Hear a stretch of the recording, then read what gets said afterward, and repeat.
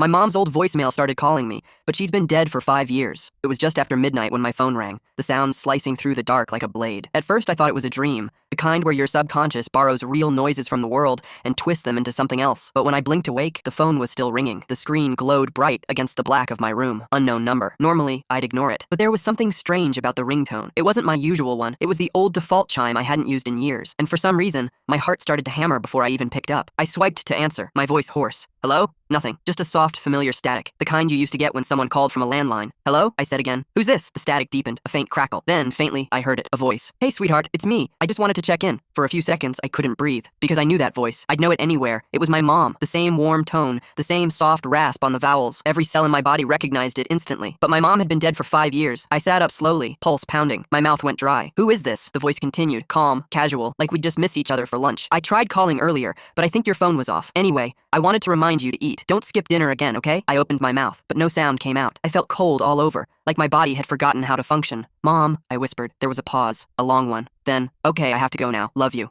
Click. The line went dead. I sat there for what felt like hours, the glow from the phone screen still burning into my eyes. My brain scrambled for explanations. Prank, glitch, some cruel joke. But the thing that chilled me most wasn't just her voice. It was the message itself. Because I'd heard those exact words before. It was her voicemail, her last one, the one she'd left me on the day she died. When my mom passed away, I saved every voicemail she'd ever left me. I couldn't bring myself to delete them. It felt wrong, like erasing the last pieces of her voice from the world. That final message had come the morning of her accident. I was supposed to meet her for lunch, but I overslept. When I woke up, she'd already left the voicemail. Hey, sweetheart, it's me. I just wanted to check in. I tried calling earlier, but I think your phone was off. Anyway, I wanted to remind you to eat. Don't skip dinner again, okay? Okay, I have to go now. Love you. I must have listened to it 100 times before the funeral. I even backed it up to my computer just in case, but that was 5 years ago, and I hadn't heard it since. The next morning, I checked my call log. There it was, 1:12 a.m. Unknown number. Call duration, 0037, 37 seconds. I replayed it in my head again and again. The timing, the pauses, the tone, identical. But there was something else this time. Something I hadn't noticed in the original voicemail. The background. In her old message, I could hear faint traffic. She'd been driving when she left it, but last night there was no traffic, just something else. A faint hum, mechanical, rhythmic, almost like breathing through a machine. I told myself it was just interference.